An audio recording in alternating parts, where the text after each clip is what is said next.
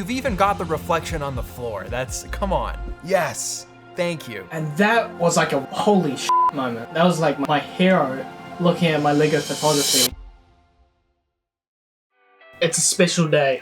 Today is the first day that we are finally shooting on a new camera. But we are going to be shooting on a beautiful Canon R8. So hopefully there's a difference. This is my 700D and we're now switching to the R8. Hopefully there's a difference. Boom! Does that look better? Hopefully that looks better, because otherwise this has just been a big waste of money. But if you watched the last video, you would have seen that we took a bit of a tumble down in Lake Taupo. Long story short, I slipped, and then basically this camera, thinking that I was going to put my hand down to stop myself from falling and eating shit, I used the camera instead and just hunkered it straight into the water, and it died immediately. Ow! But then 3 days later it came back to life. Ow! Now in honor of the, well, I guess you wouldn't call it the death of this camera, the upgrade of this camera, we're going to be going through some old photos all the way back to 2019 when I was just starting with LEGO photography, getting the ropes, doing my best to understand aperture, shutter speed, and getting things in focus. I'm going to take a trip down memory lane and look at some old photos. Got your coffee? Right, let's get into it. Right, so we're going to be going all the way back to 2019. The first hard drive that I ever bought for my photography. Now, I haven't looked at this in a very long time, so who knows what we're going to find on this folder. 2019. Right, so not a whole lot in 2019, but let's start with LEGO. But I think it's important that I start with one particular photo, because this is kind of the reason why I'm talking to the camera right now. Where is it?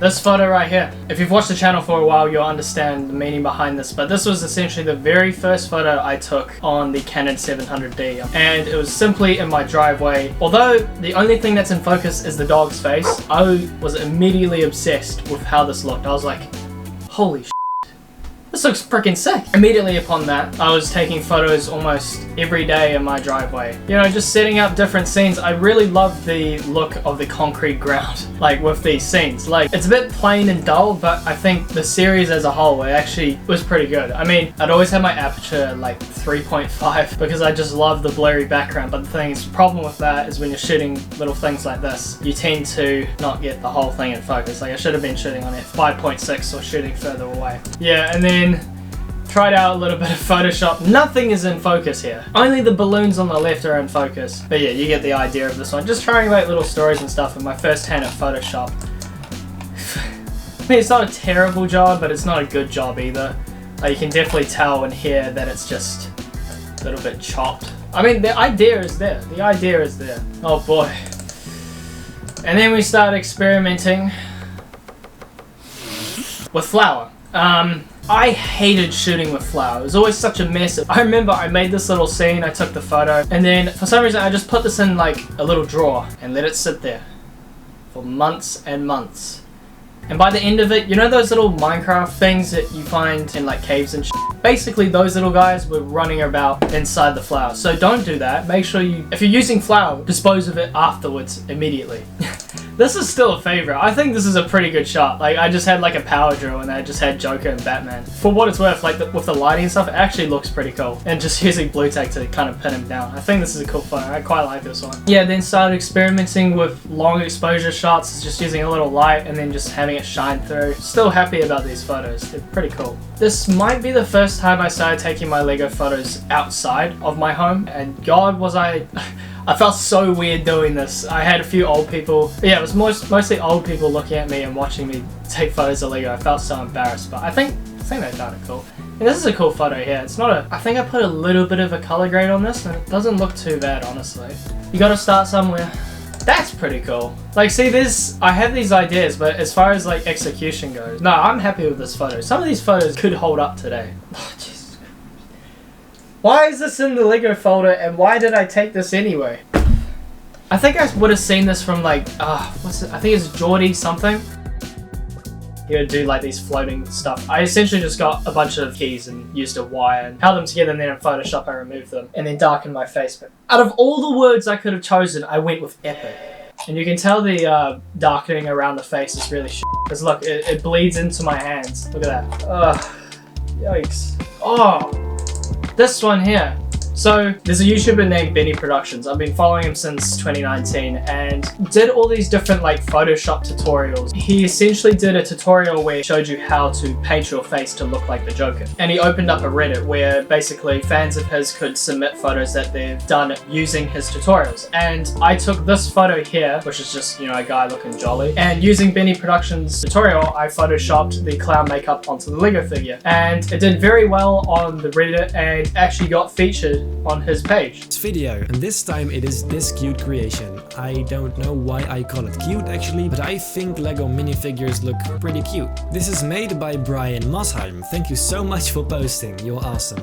I really like the idea of doing this to a Lego figure instead of a regular portrait. Very original. Honestly think that was the first time that I saw my Lego photography get some sort of like recognition. It still didn't really click yet that this was like, I could do so much more with it. It was just kind of like, oh people like Lego photography. I was in this weird mindset where I was like, I'm 16 years old and I'm taking photos of Lego. I need to grow up. And now I'm 21 years old taking photos of Lego. And I still adapt the same mentality, but I don't think about it as much. But yeah, that was kind of 2019, just doing all sorts of things, using spray bottles to create rain, using a cheese grater and just dunking water into it and having this sort of thing going on. That's the most important thing. When you're starting something like this, you just experiment, because you're gonna have shitty photos.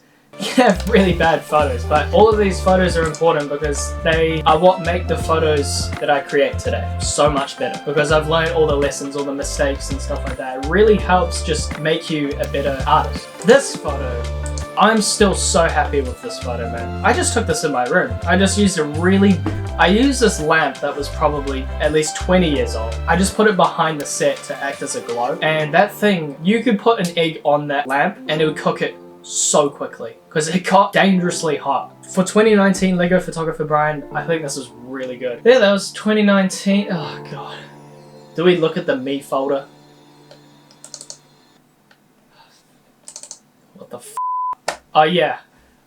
A nice photo of my hairy legs. Yeah, because that's what people want to see. And look at that shadow. Look how, that's a very convincing shadow, the way it warps around the... There's just so many things wrong with this photo, I'm not even going to go into it. I mean, that one's okay.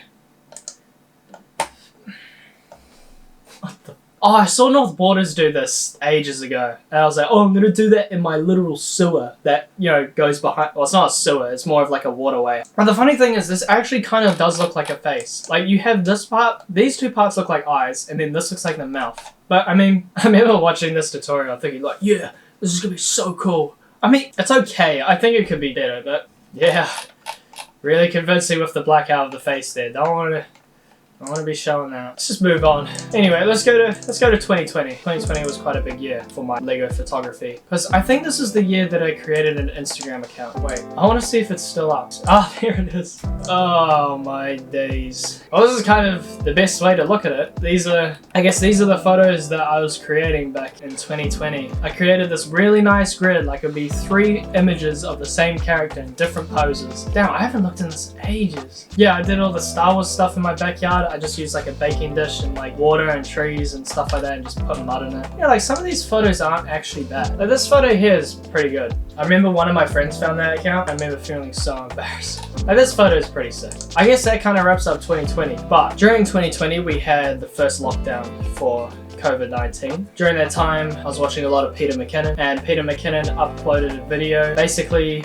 PM photo assignments. 2 different photo challenges and assignments that I'll give you each week. This week's theme is isolation. You're going to take the best photo with your interpretation of that theme, isolation. I'm gonna review them the following Tuesday. And I can't remember the exact full process. I was just like, I'm gonna recreate a photo of Peter's in Lego. And let's use his isolation photo, which is this photo here.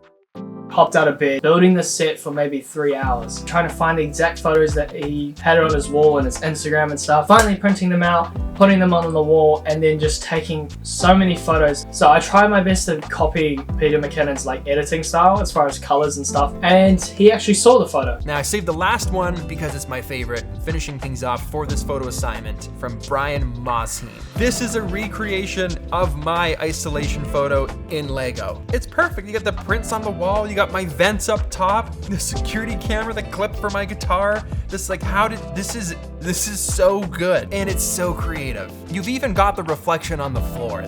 Come on. Yes, thank you. And that was like a holy shit moment. That was like my hero. Looking at my Lego photography, I kind of felt as if I was no longer embarrassed to take photos of Lego, because if someone like Peter McKinnon is thinking this is freaking awesome, then it's clearly awesome. So that's the one thing I regret most about this photograph, is that I put a freaking watermark on it. But no, still one of my highlights of 2020. That was freaking awesome. I actually saw this one as well. None other than PM Photo Assignments alum Brian Mosheim coming back with that Lego strength of yours truly in Lego Canadian form. This shot is me, I assume. Yeah, Brian, Lego master, dude, killing it. I love it. Thank you. Which was kind of cool. But yeah, that was 2020. There is one photo I took. I want to see if I can find it. Would have been lockdown. Water glass. So watching Geordie, I think Kotalik, watching him, I saw he did this thing where he was like spinning water out of a glass. And I wanted to do that, but with a Lego surfer. And I would put the Lego surfer into the water glass and like flick it out as hard as I can to hopefully get him surfing. Like I got it pretty close here. That one, where is it? That was a cool photo. I don't know, why is there watermarks in this? Yeah, this one here was pretty cool.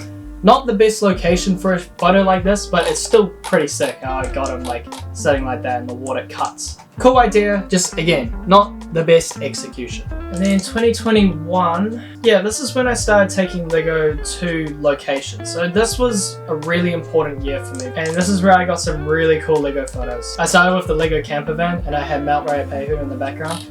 Somebody's rubbish right here that I didn't Photoshop out. But this photo is so sick. I was so happy. I remember this like it was yesterday, like pushing myself to kind of get new and interesting photos with Lego and kind of using my country to my advantage, because it's such a beautiful country to be shooting in. Like these photos, I'm still really happy with these photos. That's a sick photo. That would make for a great film photo. It's alright. I remember being in the middle of the road and having to jump off the road when there was cars coming through. And they were like, what the hell is this guy doing? Putting Lego in the middle of the road. So this is the, I guess, famous photo now. It's got like 40 million views on Instagram. If you've seen the video, you'll see that the edit looks completely different between the two. So this is the edit from 2019, and then this is the edit from 2020. There's a very small difference. I kind of retained the colors. Like this looks like a raw photo. And then this looks like, you know, good. Like you got nice contrast in it, and you've got his skin tones back, which is what you need. I should have put like a trail through here to make it look like he's actually walking out. This was not intentional at all. This was just luck. I was taking photos of Gandalf and the sun came out and it created this awesome shadow in the snow, which I think is still one of my best photos from 2021. It's a very underrated photo. If you've seen the Hobbit movies, you'll know what I'm trying to do here. It's like when Azog falls into the water and then he's like stabs Thorin Oakenshield's foot with his like claw or whatever. I was trying to recreate that. I just lifted up the sheet of ice and put him underneath. I just want to revisit these places and do it so much better, you know? Yeah, that was 2021 Taupo. And then 2022, like taking more of my Lego figures to the beach. You know, not trying to create too much of a story. This is a cool photo. It was really windy that day and all the sand was like puckering through here. It looks really sick. This series was actually pretty cool. I'm still pretty happy with these photos. The time of day as well, this was sunrise and it had this really nice golden hour. See, this is the main thing why I do Lego photography, is I can't afford to put like a really nice red truck on a beach or take photos of Porsches. Like, I just use Lego. It's so much easier.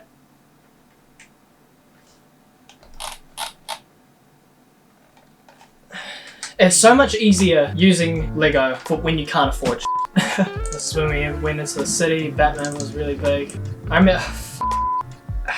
There's a bit of a story with this one. I remember went down this alley in Auckland City. It was kind of windy that day and I was trying to get this photo. Super sleep deprived as well, so I was already in a bad mood. And I was trying to get him to balance and he fell off. I'm not joking. It landed in a puddle and I was looking around, I was like, it has not rained today. Why is there a puddle over here? And landed in somebody's piss. So I got a like tissue out of my bag and I picked it up. And yep, it was piss. Not beer. It was actual piss. And then I used that to clean it as best I can and took it home and made sure to give it a good clean. But God, nobody would ever know that that guy was dropped in piss before that photo. This is my first time using a telephoto lens for Lego photography, and I think I need to do more of this. Like, it looks so cool the way the background looks and everything looks like compressed and a lot larger than it actually is. I need to do more Lego photography with telephoto lenses because they always turn out pretty good. Then we enter 2023. This year was very important, but at the same time it was very difficult when it came to my photography. I was trying to shoot this cabin that I spent $300 on. I felt like I wasted my money in the sense that I didn't get the photo that I wanted with the Lego set, you know? Like, I was feeling very discouraged during this time when it came to Lego photography, because every Lego photography shoot just seemed to be falling apart. See, like this photo here, this photo is so sick, but I only submitted it to a competition, never posted on Instagram because I was afraid of like what people would think. Like, you know, a 20-year-old taking photos of Lego, like I was so subconscious for that. And then going to Lake Alta, one of the filming locations for The Lord of the Rings, I took Gandalf down and I didn't get the photos that I wanted. They were really boring. Like the composition was wrong. It was really rushed and I just kind of lost my spark for photography then. Like, I kind of missed an opportunity to take, like, all the scenery was behind me and I didn't take photos with the Lego. Like, I was just focused on landscapes because I thought that's what people were wanting to see. Like, I wasn't tuning into my own desire for photography. It was just what everybody else wanted. And that's not me blaming what people want to see. Like, that was just my mentality. I thought people wanted to see landscape stuff because that's what I always do, with a little bit of Lego photography sprinkled in there. But yeah, I mean, I got some good photos here and there, but it just really felt like I wasted an opportunity there. And then December, when I started posting my Lego photography online and everything started getting traction, you know, this is when I really started tuning into Lego photography. Like, the spark that I had back in 2019 finally came back at the end of 2023 because I was just shooting mostly Lego photography. Yeah, but this video was just kind of to look back on the past, I guess. Kind of show you where I started with Lego photography and where it's going now.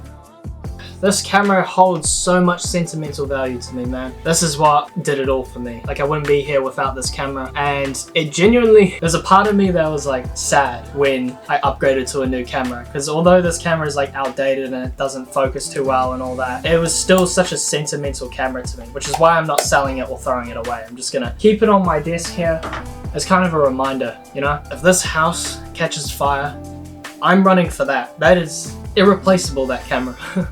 I guess I'll catch you guys on the next one. Shooting on the Canon R8.